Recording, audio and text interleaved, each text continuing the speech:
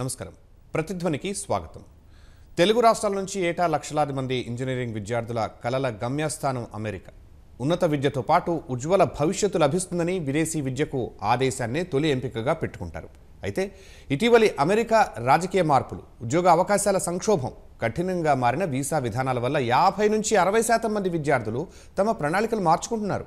అమెరికాలో విద్య కోసం ఫాల్ సీజన్కు దరఖాస్తులు సగానికి తగ్గడం, కన్సల్టెన్సీల వ్యాపారం కుదేలవ్వడం, అమెరికాతో పోల్చితే యూకే, కెనడా వంటి దేశాలపై ఆసక్తి పెరగడం అదే చెబుతున్నాయి. ఇదే సమయంలో ఇప్పటికే అమెరికాలో ఉన్న విద్యార్థులు ఎదుర్కొంటున్న సవాళ్లు ఏమిటి, అక్కడ విద్యా సంస్థలో ఎలాంటి మార్పులు వస్తున్నాయి, ఇవన్నీ వెరసి తెలుగు విద్యార్థుల డాలర్ డ్రీమ్స్ గమనం ఎటు?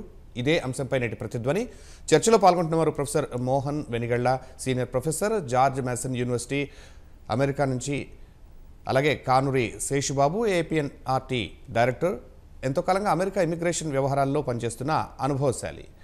ముందుగా మోహన్ గారు, ఏటాతో పోల్చితే అమెరికాలో ఉన్నత విద్యకు దరఖాస్తులు 50 నుంచి 60% తగ్గాయి అంటున్నారు. మరి ఈ స్థాయి తగ్గుదలకు ప్రధాన కారణాలేంటి? ఆ మేరకు భారతదేశంలో ముఖ్యంగా తెలుగు రాష్ట్రాల్లో ఏమైనా అవకాశాలు మెరుగయ్యాయా? భారతదేశంలో సంగతి నాకు పూర్తిగా అవగాహన లేదండి.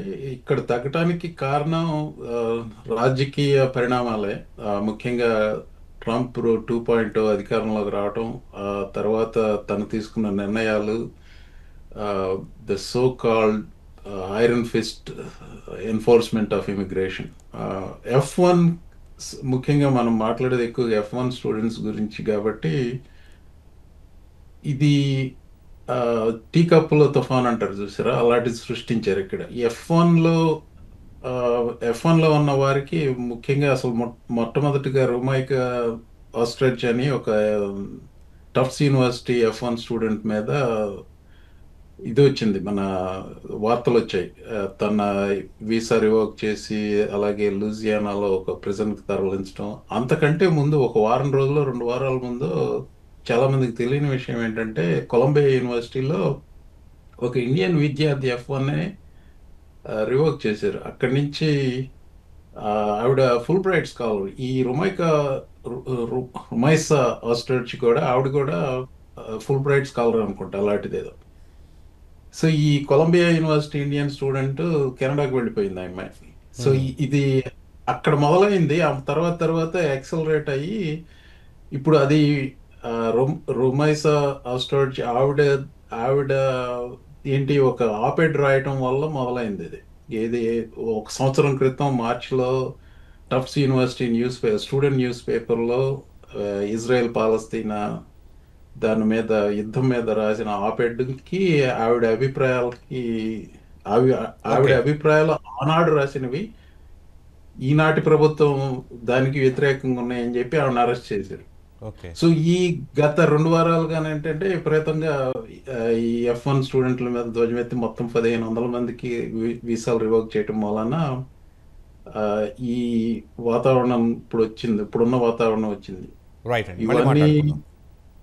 శేషబాబు గారు, ఇక్కడ నుంచి వెళ్లే వారి తొలి మజిలీ ఉన్నత విద్య అయినా అంతిమ లక్ష్యం మంచి ఉద్యోగం సాధించి సెటిల్ కావడమే. OPT, H1B నిబంధనల్లో మార్పులతో ఇకపై ఆ పరిస్థితి ఉంటుందా? ఈ పరిస్థితి ఇక ముందు ఉండటం కష్టం అండి. ఎందుకంటే F1 స్టూడెంట్ వీసా ఇచ్చిన ఒక పర్పస్ ఏంటంటే, వారు విద్య ముగించుకొని వెనక్కి రావటం అనేది. దానికి అనుగుణంగా ఏం చేస్తున్నారంటే, మొదట చాలా కాలం నుంచి దగ్గర 40 సంవత్సరాల నుంచి వాళ్ళకి ఇచ్చినటువంటి ఒక అవకాశం ఏంటంటే, అక్కడ టెంపరీగా ట్రైనింగ్, ఆప్షనల్ ప్రాక్టికల్ ట్రైనింగ్ చేయడం కోసం ఒక అవకాశం ఇచ్చారు. ఎందుకంటే చదువు అయిన తర్వాత ఆ విధంగా ట్రైనింగ్ నేర్చుకుంటే కనుక వాళ్ళు తర్వాత ఉద్యోగానికి అర్హత పొందుతారు. కాబట్టి నెక్స్ట్ ఎవరిని వారిని ఎంప్లాయ్ చేయాలంటే కనుక ఆల్రెడీ ట్రైన్డ్ పర్సన్ కాబట్టి అతన్ని ఉద్యోగంలోకి తీసుకోవడానికి వాళ్ళు సుముఖంగా ఉంటారనే ఉద్దేశంతో పెట్టినటువంటి ప్రోగ్రాము. అయితే మనం ఆ OPT అనేది తర్వాత మళ్ళీ H1 కింద కన్వర్ట్ చేసే అవకాశం కూడా ఉంటుంది. ఒక 2 years OPT చేసిన తర్వాత అనే ఈ అవకాశాలను ఇప్పుడు ఎంతవరకు చాలామంది మన విద్యార్థులు ఉపయోగించుకున్నారు. కానీ ముందు ఇది ఉపయోగించుకునే పరిస్థితి కనపట్లేదండి. కారణం ఏంటంటే, ఈ OPT అనేది ఇప్పుడు కంప్లీట్గా తీసేసే ఒక పరిస్థితి కనపడతా ఉంది. ఈ మధ్య వచ్చినటువంటి వార్తల ప్రకారం చూస్తే ఈ ఆప్షనల్ ప్రాక్టికల్ ట్రైనింగ్ అనేది కూడా తీసేయాలనే ఒక ఉద్దేశం ఉంది. రెండోది, ఈ H1 వీసా కూడా చాలా కఠినమైన నిబంధనలు వస్తున్నాయి.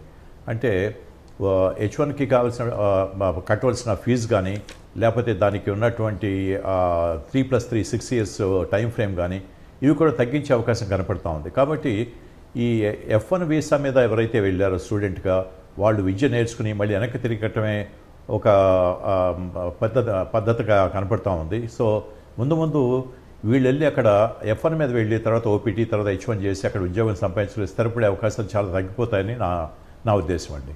రైట్ అండి. మోహన్ గారు, రావాలి అనుకునే వారి విషయం అటుంచితే ఇప్పటికే అమెరికాలో చదువుకుంటున్న తెలుగు రాష్ట్రాల విద్యార్థులు ట్రంప్ వచ్చిన దగ్గర నుంచి ఎదుర్కొంటున్న ప్రధాన సవాళ్ళు ఏంటి? ముఖ్యంగా అన్ప్రెడిక్టబిలిటీ అండి. ఇంతే ఇంతకుముందు ఇంతకుముందు పరిస్థితులు ఎలా ఉన్నాయి, లైక్ రెండు అంశాలు. F1 వీసాకి సంబంధించినంత వరకు as long as they are obeying those things it seem to be okay. ఏది ఉదాహరణకి గ్రేడ్ పాయింట్ యావరేజ్ గ్రాడ్యుయేట్ స్టూడెంట్కి వస్తే 3.0 అండ్ అబవ్ ఉంటే దే మెయింటైన్ ద స్టేటస్. అలాగే అండర్ గ్రాడ్యుయేట్ అయితే 2.0 అండ్ అబవ్ ఉంటే దే మెయింటైన్ ద స్టేటస్. ఆ స్టేటస్కి సంబంధించి మెయింటైన్ చేస్తున్నంత వరకు బాగానే ఉంది. కానీ అవుట్ సైడ్ ది క్యాంపస్ చాలా మంది కొంచెం ఎక్సెసివ్ రిస్కులు తీసుకొని ఉద్యోగాలు చేయటమే జరిగింది. అయితే బైడెన్ టైంలో కానీ ఒబామా టైంలో కానీ అలా పట్టుకుంటే వాళ్ళని కూడా డిపోర్ట్ చేయటం కాదు, వీసాలు రివోకేట్ చేసిన సందర్భాలు ఉన్నాయి. కానీ ఇప్పుడు అవన్నీ ఏంటంటే ఎక్కువగా స్ట్రిక్ట్ చేశారు అవి. ఇక్కడ ఇంకొక విషయం ఏంటంటే ఆ రిస్క్ అనేది ఇప్పుడు ప్రాథమిక హక్కులు ఉన్నాయి, అది అక్కడ నివసించే వారు అందరికీ ఉంటాయి, స్టూడెంట్స్కి కూడా వర్తిస్తాయి, సిటిజన్స్కి మాత్రమే కాదు. ఇప్పుడు ఏమవుతుందంటే ఈ వీసా రివొకేషన్ అనేది అడ్మినిస్ట్రేటివ్ ప్రొసీజర్స్ యాక్ట్ వల్ల ఎక్కువ ఉంటుంది. స్టేట్ డిపార్ట్మెంట్కి చాలా లేవరేజ్ ఎక్కువ ఉంది. దానివల్ల రిస్క్ ఏంటంటే ఇప్పుడు స్టేట్ డిపార్ట్మెంట్ వాళ్ళు తీసుకున్న నిర్ణయం అది మామూలుగా కోర్ట్స్ వ్యతిరేకించవు. కానీ ఇలా మూకుమ్మడిగా 1500 మందికి పైగా ఏ రకమైన ప్రాసెస్ లేకుండా కేవలం వాళ్ళ అభిప్రాయాలు వ్యక్తం చేసినందుకు ఇలాంటి వాటికి చేసినప్పుడు కోర్టులు కూడా కొంచెం ఇది దానికి వ్యతిరేకత చూపించినట్టు కనపడింది. అందుకనే రివోక్ చేశారు వాళ్ళ పాలసీని. ఇక మున్ముందు అదే పాలసీని మళ్ళీ తిరిగి తీసుకొచ్చే అవకాశం ఉందని చెప్పి వాళ్ళు చెప్తున్నారు. సో ఇది ఒక అన్సర్టన్ రిస్క్, అన్సర్టన్ ఇదన్నమాట. సో వన్ థింగ్, ఎంతకాలం ఉంటుందంటారు ఈ పీరియడ్? ఈ కన్ఫ్యూజన్ తొలగిపోవడానికి ఏమైనా ఆస్కారం ఉందా? I think it will be there as long as this administration is in power అని నేను అనుకుంటున్నాను. ఎందుకంటే ఇది it's not done with certain ఒక పథకం ప్రకారం చేస్తున్నది కాదు. ఈ రోజు ఇవాళ అనిపించింది, మధ్యాహ్నం ఇంకోటి అనిపిస్తుంది, సాయంత్రం ఒకటి అనిపిస్తుంది. అది చెప్తున్నాను చూసారా, ఈ అన్సర్టనిటీ అనేది it is a feature, it is not a bug. This is ఆ ఫికల్ మైండెడ్నెస్ అనేది అడ్మినిస్ట్రేషన్ తో. సో వచ్చే 4 సంవత్సరాలు ఎలాగే ఉండొచ్చు అని నేను అనుకుంటున్నాను. అలాగే మరి అక్కడ ఉన్న విద్యార్థులు, ఇప్పటికే ఉన్న విద్యార్థులు ఇంకా ఏమైనా సవాళ్ళు ఎదుర్కొంటున్నారా? సవాళ్ళు అంటే ఇప్పుడు మొదటి నుంచి ఉన్న సవాళ్ళు ఉన్నాయండి. ఫండింగ్ ఒకటి, అదే GRA వస్తుందా, GTA వస్తుందా, ఆ రెండు రాకపోతే క్యాంపస్ ఎంప్లాయ్మెంట్ వస్తుందా, ఇవన్నీ లీగల్ పరిధిలో వచ్చాయి కదా. మిగతా ఇవి అగైన్ పక్కన ఇండియన్ రెస్టారెంట్లో క్యాష్ పని చేద్దాం, ఇలాంటివన్నీ కూడా చేస్తున్నారు వాళ్ళు, which I strongly discouraged all along ఎప్పటి నుంచి. కానీ ఈ రిస్క్లు అనేది ఇప్పుడు విదిన్ ద యూనివర్సిటీ ఉన్న ఈ పరిధిలో ఉన్నప్పటికీ ఎక్కడో ఎప్పుడో స్పీడింగ్ టికెట్ ఎక్కడ ఉంది, దానికి కోర్టుకు హాజరు కాలేదు, మీ వీసా రివోక్ చేస్తామనే పరిస్థితుల్లో ఉన్నట్టున్నాయి. ఇప్పుడు నార్మల్గా ఏంటంటే ఏ కారణాలు చూపించి రివోక్ చేసే అనేది ఆ స్టూడెంట్కి తెలియాలి, లేకపోతే అది చేసిన దానికి తెలియాలి. అందులో నిజమెంతో ఉన్నది ఆ స్టూడెంట్కి పూర్తిగా తెలుస్తుంది. ఏది స్పీడింగ్ టికెట్ అవ్వచ్చు, లేకపోతే షాప్ లిఫ్టింగ్ ఆరోపణ కావచ్చు, ఏదైనా కావచ్చు. వాటన్నిటికీ ఇలాంటి డెత్ పెనాల్టీకి ఈక్వలెంట్ చేయాలా అనేది I don't know. There could have been a different due process for those things, but ఆ రిస్క్లు ఉన్నాయి if you are running fall with the law. Right అండి. శేషబాబు గారు, ఇప్పుడనే కాదు, మొదటి నుంచి అమెరికా విద్యలో ధృవీకరించని కన్సల్టెన్సీలు, నకిలీ వర్సిటీల సమస్య తీవ్రంగా ఉంది. ఇప్పుడున్న పరిస్థితుల్లో ఆ విషయంలో ఏం జాగ్రత్తలు అవసరం? అవునండి, మన విద్యార్థులు ముఖ్యంగా యూనివర్సిటీని ఎన్నుకున్నప్పుడు అది రెప్యూటెడ్ యూనివర్సిటీనా, దానికి ప్రాపర్గా లైసెన్సెస్ అవి ఉన్నాయా, ఎస్టాబ్లిష్డ్ యూనివర్సిటీనా, దానికి స్టూడెంట్ కింద వెళ్ళినప్పుడు తర్వాత ఏమైనా ఇబ్బందులు ఎదురవుతాయి అనేది ముందే ఆలోచించుకోవాలి. సో చాలా కన్సల్టింగ్ ఆర్గనైజేషన్స్ ఏవైతే ఉన్నాయో అది పూర్తి ఇన్ఫర్మేషన్ ఇవ్వకపోవచ్చు అండి వాళ్ళకి, ఎందుకంటే వాళ్ళ సులాభాపేక్షతో వాళ్ళు ఉండటం వల్ల. కాబట్టి తమ మిత్రులు కానీ లేకపోతే కుటుంబ సభ్యులు కానీ ఎవరైనా ఉంటే కనుక యూఎస్లో ముందు ప్రాపర్గా రీసెర్చ్ చేసి ఆ యూనివర్సిటీ సరైందేనా, అక్కడ ఉన్నటువంటి డిగ్రీకి ఏమైనా వాల్యూ ఉంటుందా లేదా అనేది ముందే పూర్తిగా స్టడీ చేసి తర్వాత వెళ్తే మంచిదండి. ఎందుకంటే లాస్ట్ 10 yearsలో మనం అబ్జర్వ్ చేసాము ఇటువంటి ఫేక్ యూనివర్సిటీస్ చాలా ముందుకు వచ్చినాయి. వచ్చి ప్యూర్గా ఈ స్టూడెంట్స్ దగ్గర నుంచి ఫీజు కలెక్ట్ చేసి మీరు మీ కాలేజ్ అటెండ్ అవ్వవలసిన లేదు, క్లాసులు అటెండ్ అవ్వవలసిన లేదు, లాస్ట్లో మీరు ఎగ్జామ్ అటెండ్ అయ్యి దానికి మా హెల్ప్ ద్వారా మీరు ఎగ్జామ్ పాస్ అయితే మీకు సర్టిఫికేట్ వస్తుందనే ఒక ఆశ పెట్టి చాలామంది విద్యార్థులను ఈ విధంగా ఫేక్ యూనివర్సిటీస్ చాలా వరకు తీసుకుంటున్నాయి. దీన్ని కంప్లీట్గా అవాయిడ్ చేయాల్సిన అవసరం ఉంది. ఎందుకంటే ఏదో రకంగా అక్కడికి అమెరికాకి స్థిరపడటానికి వెళ్తున్నాం మనం, సో ఆ డిగ్రీతో మాకు పని లేదు అనే ఒక ఫాల్స్ నరేటివ్ ఒకటి క్రియేట్ అయింది. సో దాని నుంచి కొద్దిగా అవాయిడ్ చేయాల్సిన అవసరం ఉంది విద్యార్థులందరూ కూడా. సో వెళ్ళే సదుద్దేశంతో వెళ్తే తప్పకుండా అక్కడ అవకాశాలు ఉంటాయి. ఎన్నో యూనివర్సిటీస్ ఉన్నాయి, ఈ ఫేక్ యూనివర్సిటీస్కి వెళ్ళాల్సిన పని లేదు. మెనీ సదర్న్ స్టేట్ యూనివర్సిటీలకి అలబామా కానీ, మిసిసిపి కానీ అటువంటి చోట, లేకపోతే నెబ్రాస్కా కానీ, లేకపోతే నార్త్ డకోటా కానీ, సౌత్ డకోటా కానీ, ఇటువంటి ఏరియాస్లో యూనివర్సిటీస్ యొక్క ది కౌంట్ అంటే నెంబర్ ఆఫ్ స్టూడెంట్స్ కౌంట్ చాలా తక్కువగా ఉంటుంది. కాబట్టి అక్కడ డెఫినెట్గా ఒక F1 వీసాకి వచ్చే అవకాశం ఉంటుంది. కాబట్టి ఇటువంటివన్నీ కూడా రెప్యూటెడ్ యూనివర్సిటీస్, ఇవి ఫేక్ యూనివర్సిటీస్ కాదు, కానీ కొద్దిగా రిమోట్ యూనివర్సిటీస్. కాబట్టి అటువంటి వాటిలో వీళ్ళు కనుక అప్లై చేసి సంపాదించుకుంటే కొద్దిగా సేఫ్టీ అండి. మోరోవర్ ఇటువంటి చోట్ల కొద్దిగా అవకాశాలు అంటే ఏదైనా చిన్న ఉద్యోగాలు పొందే అవకాశాలు కూడా ఉంటాయి. అదే యూనివర్సిటీలో స్టూడెంట్స్కి ఇచ్చే అవకాశాలను కూడా పొందే అవకాశం కూడా ఉంటుంది. అట్లా కాకుండా ఇందాక మన కొలీగ్ చెప్పినట్లుగా ఈ హోటల్స్లో పనిచేయటం, తర్వాత మిగతా ఈ సైడ్ జాబ్స్ చేసి సంపాదించుకోవాలనే ఆశతో వెళ్ళటం అనేది చాలా తప్పు. ఎందుకంటే దాని రిస్క్ బాగా పెరిగిపోయింది. కాబట్టి అవి కంప్లీట్గా అవాయిడ్ చేసి విద్య మీదే ఆధారపడి వెళ్లాల్సిన అవసరం ఉందండి ఇప్పుడు. మోహన్ గారు, వీసాల రివోక్, సెల్ఫ్ డిపోర్టేషన్ అలజడి సర్దుమణిగినట్లయినా ఇక ట్రంప్ ప్రభుత్వం పెడుతున్న కొత్త నిబంధనల వల్ల అక్కడ విద్యాసంస్థల రూల్స్లో ఏమైనా మార్పులు వస్తున్నాయి? రూల్స్లో మార్పులకి there are lot of forces coming to convergence ఇక్కడండి. ఒక్క వాక్యం చెప్తాను, శేష్ బాబు గారు చెప్పిన దానికి అడిషనల్గా. ఆయన చెప్పినవన్నీ రూరల్ స్టేట్స్లో యూనివర్సిటీస్, అక్కడ యూజువల్గా ఫీజెస్ తక్కువ ఉంటాయి, కాస్ట్ ఆఫ్ లివింగ్ తక్కువ ఉంటుంది. So that's a good option. వారు సజెస్ట్ చేసింది, దానికి నేను ఒత్తాసు పలుకుతున్నాను. సో మీరు అడిగిన ప్రశ్నకి ఈ యూనివర్సిటీ లెవెల్లో ఏం చేస్తున్నారు అనేది, ఇప్పుడు ట్రంప్ అడ్మినిస్ట్రేషన్ వచ్చేసి maximum pressure on any number of institutions, not just universities. So they come with an agenda. ఆ అజెండాని అమలుపరుస్తున్నారు. ఆ అమలుపరచడంలో రకరకాలుగా వస్తున్నాయి. ఒకటి, పలానా మీరు రీసెర్చ్ చేస్తుంటే మీకు ఫండ్స్ పీకేస్తాం అన్నది, అది యూనివర్సిటీస్లోనే.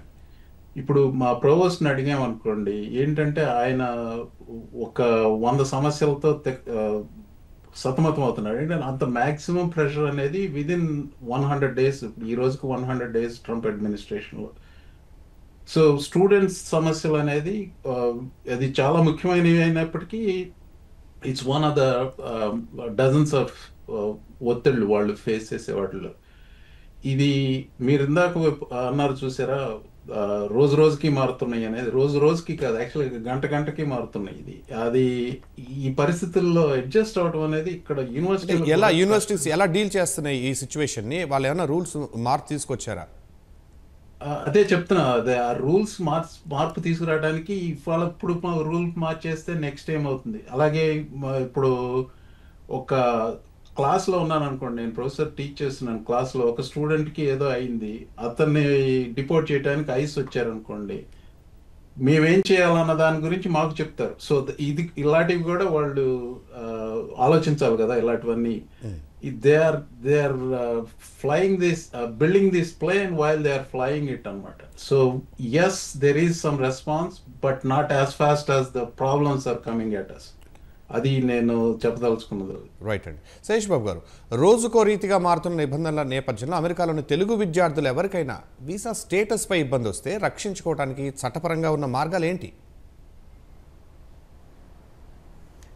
మొదటిది ప్రికాషన్ ఈజ్ ఆల్వేస్ బెటర్ అండి. తర్వాత చేతులు కాలిన తర్వాత ఆకులు పట్టుకుంటాం కంటే కూడా. ఎందుకంటే ఇప్పుడు రీసెంట్గా మీరు అబ్జర్వ్ చేస్తే కనుక మొత్తం 4,000 వీసాలు ఈ 100 రోజుల్లో 4,000 మందికి ఈ స్టూడెంట్ వీసాలు క్యాన్సిల్ చేయడం జరిగింది ఇది యూఎస్లో.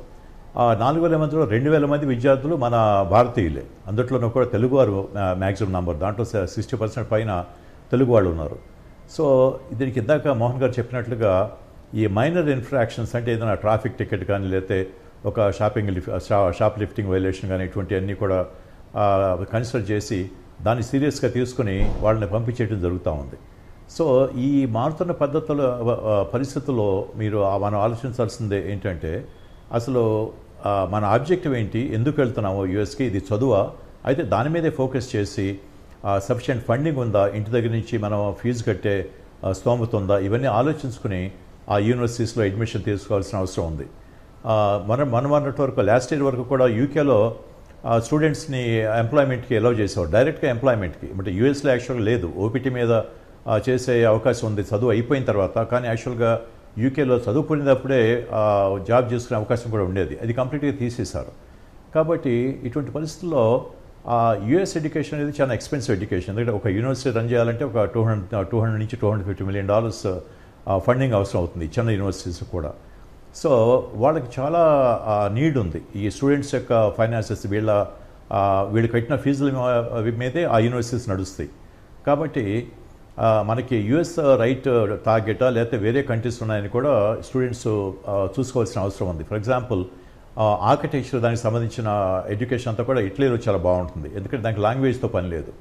అదేవిధంగా ఇంటర్నేషనల్ ట్రేడ్ కానీ ఇటువంటి సింగపూర్, ఆస్ట్రేలియా, న్యూజిలాండ్ ఈ మూటికి కూడా బాగుంది. అట్లాగే ఈ కంప్యూటర్ ఎడ్యుకేషన్ కూడా ఆస్ట్రేలియా చాలా బాగుంది. ఇట్లా మిగతా కంట్రీస్లో ఎక్కడ అవకాశాలు ఉన్నాయని చెప్పి చూసుకుంటే మంచిది. సో రోజుకొకటి ఈ రూల్స్ అన్నీ మారుతున్నాయి కాబట్టి ఎప్పుడు కూడా ఆ వైలేషన్స్ అనేది ఏమీ జరగకుండా చాలా జాగ్రత్తగా నడుపుకొని ఎడ్యుకేషన్ కంప్లీట్ అయిన తర్వాత మీరు అదృష్టం బాగుంటే కనుక H1 వీసాకి అప్లై చేసి, అది కూడా మార్చ్తో ఎండ్ అయిపోయింది, ఏప్రిల్ ఫస్ట్ వీక్తో I think it has closed this year. So maybe next year they can try. So ఆ H1 రూట్లో ఇంకా కొన్ని అవకాశాలు ఉన్నాయి, అంటే ఒక 60,000 వీసాస్ వరకు ఇంకా ఇస్తున్నారు కాబట్టి దానికి డిమాండ్ అయితే తగ్గదు. కాబట్టి దాంట్లో అవకాశం పరీక్షించుకోవాల్సిన అవసరం ఉంది.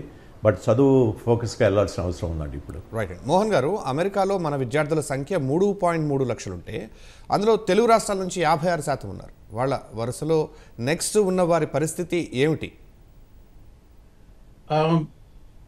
ప్రస్తుతం చెప్పాలంటే, sorry to laugh at this, it's serious matter, అగమ్య గోచరం అని చెప్పాలండి. ఎందుకంటే ఇప్పుడు there are lot of forces in play right now. ఈరోజు ఉదయం యూపీఎస్ వాళ్ళు దే అనౌన్స్ సంథింగ్ లైక్ 20,000+ లే ఆఫ్స్. ఎందుకని? అమెజాన్ నుంచి ఆర్డర్స్ తగ్గినాయి. అమెజాన్ వాళ్ళు ఏం చెప్పారు, టారిఫ్స్కి సంబంధించిన కొన్ని నియంత్రణలు పెట్టారు, దాన్ని అమెజాన్ మీద ధ్వజం ఎత్తారు ట్రంప్ అడ్మినిస్ట్రేషన్ వాళ్ళు. All these things play in to job prospects, right? ఆ జాబ్ ప్రాస్పెక్ట్స్ కోసమే చాలా మంది ఓకే ఓపీటీ వస్తుంది, H1లోకి మారుతాం అనే ఉద్దేశంతో వస్తారు.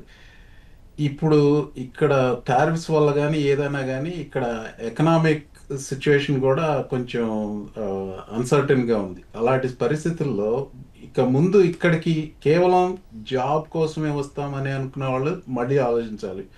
ఏమైనా పర్వాలేదు, నాకు ఎడ్యుకేషన్ ఉంటే చాలు అనుకునే వాళ్ళు, సొంత ఖర్చు పెట్టుకు రాగలిగిన వాళ్ళు, ఏది do not overextend with debt and all that. So you still will have good education as long as you don't run afoul with అది నేను చెప్పే సలహా. ఇంకొక విషయం కూడా ఇక్కడ చెప్పాల్సింది, మొత్తం మీద అమెరికాలో ఉన్నది 1.1 మిలియన్ ఇంటర్నేషనల్ స్టూడెంట్స్, అంటే 11 లక్షల మంది. అందులో 29% భారతదేశం నుంచి వచ్చిన వాళ్ళు. మీరే చెప్తున్నారు అందులో 60% తెలుగు వాళ్ళని. ఇది economic impact of US universities లో $44 billion. It's not a small amount, but it is also not a huge amount. So ఈ దృష్టిలో పెట్టుకుని నెక్స్ట్ ఇయర్ ఏమైనా మారుతుందా ఈ ప్రోగ్రామ్ మొత్తం? నెక్స్ట్ ఇయర్ ఇప్పుడు ఈ యూనివర్సిటీస్ ఒత్తిడి తీసుకొస్తాం రావటం వల్లనే ఈ వీసా రివకేషన్ అనేది ఇప్పుడు మా యూనివర్సిటీలో వాళ్ళు ఏం చేశారో తెలియదు, కానీ చాలా మంది పెద్ద పెద్ద యూనివర్సిటీలు వెళ్ళి లాబీ చేసి స్టేట్ డిపార్ట్మెంట్ మీద ఒత్తిడి తీసుకురావడం వల్లనే ఈ వీసా రివకేషన్ దాన్ని మళ్ళీ రివోక్ చేశారు వాళ్ళు. ఓకే. సో మున్ముందు మేము మార్చుకోవచ్చు మా అభిప్రాయం అని చెప్పి అన్నారు, కానీ I don't think they are going to do it. Okay. I really don't know. I cannot tell what will happen. But one possibility is ఈ సీరియస్నెస్ ఇంత ఇంటెన్సిటీ ఉండకపోవచ్చు వచ్చే సంవత్సరం అని నేను అనుకుంటున్నాను. But I was wrong even to this point.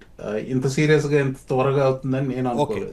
Okay sir, పరిస్థితులు మారతాయని ఆశిద్దాం. అయితే ముందు శేషబాబు గారు, మీకు అటు అమెరికా ఇటు భారత్లోని పరిస్థితులపై క్షుణ్ణంగా అవగాహన ఉంది. ఇప్పుడు మన విద్యార్థులు విదేశీ విద్య వాయిదా వేసుకోవాలా లేక ఇతర మార్గాలు వెతకాలా, ఏది బెటర్? విద్య అది వాయిదా వేసుకోవాల్సిన అవసరం లేదండి. ఎందుకంటే ఇందాక ఇప్పుడు మోహన్ గారు చెప్పినట్లుగా అమెరికన్ యూనివర్సిటీస్కి మన విద్యార్థులు పే చేసే ఫీజు చాలా అవసరం. లేకపోతే ఆ యూనివర్సిటీస్ నడవు, అక్కడ ఉన్నటువంటి లెక్చరర్స్ ప్రొఫెసర్స్కి జీతాలు అందవు. కాబట్టి డెఫినెట్గా అది ఇట్స్ ఎ హ్యూజ్ మార్కెట్. ఇప్పుడు అమెరికన్ యూనివర్సిటీస్ చాలా ఈ ఇంటర్నేషనల్ స్టూడెంట్స్ మీద వాళ్ళు కట్టే ఫీజుల మీద డిపెండ్ అయిన యూనివర్సిటీస్ చాలా ఉన్నాయి. దగ్గర 40% పైన యూనివర్సిటీస్ ప్యూర్గా ఈ ఫీజుల మీద ఆధారపడతాయి. మిగతాది ఫెడరల్ ఫండింగ్ మీద, అంటే గవర్నమెంట్ ఇచ్చే డోల్స్ మీద ఆధారపడతాయి. కాబట్టి విద్య మీరు నేర్చుకునేది ప్రైమరీ ఆబ్జెక్టివ్ అయితే కనుక US is a great place. మెయిన్గా సైన్స్, టెక్నాలజీ, స్టెమ్ కోర్సెస్ అన్నిట్లోనూ. అది కాకుండా వేరే ఎన్నో కంట్రీస్లో మిగతా ఫ్యాకల్టీస్ ఆర్ మిగతా వర్టికల్స్లో, లైక్ ఇందాక నేను చెప్పినట్లుగా ఆర్కిటెక్చర్కి కావాలంటే కనుక ఒక ఫ్రాన్స్ కానీ లేకపోతే ఇటలీ కానీ రెండిట్లో మంచి అవకాశాలు ఉన్నాయి. అదేవిధంగా ఫ్యాషన్ డిజైనింగ్కి కొన్ని కంట్రీస్, తర్వాత ఆ మేరకు వేరే దేశాలు కానీ ఇంజనీరింగ్ సైడ్ ఆ మేరకు వేరే దేశాలు కానీ తెలుగు రాష్ట్రాలు ఎక్కడైనా ఫెసిలిటేట్ చేసే అవకాశం ఉందా ఈ విద్యార్థులకి? 50 నుంచి 60% హ్యూజ్ నెంబర్ ఉందండి. ఎందుకంటే ఇప్పుడు ఇప్పుడు ఆస్ట్రేలియాకి మన విద్యార్థులు చాలామంది ఆస్ట్రేలియాకి వెళ్తున్నారు. అట్లాగే రీసెంట్గా ఎవరైతే ఇప్పుడు యూఎస్ వీసాస్ని రిజెక్ట్ అయినాయో లేకపోతే వాళ్ళు అక్కడికి వెళ్తే ఎక్స్పెన్సివ్ అనుకుంటున్నారో, ఇందాక ఒక సింగపూర్ మిత్రుడితో మాట్లాడుతూ ఉంటే ఆయన ఇదే బిజినెస్లో ఉన్నారు. చాలామంది ఇప్పుడు సింగపూర్కి వెళ్తున్నారండి. So Singapore universities are also competing with same kind of standards.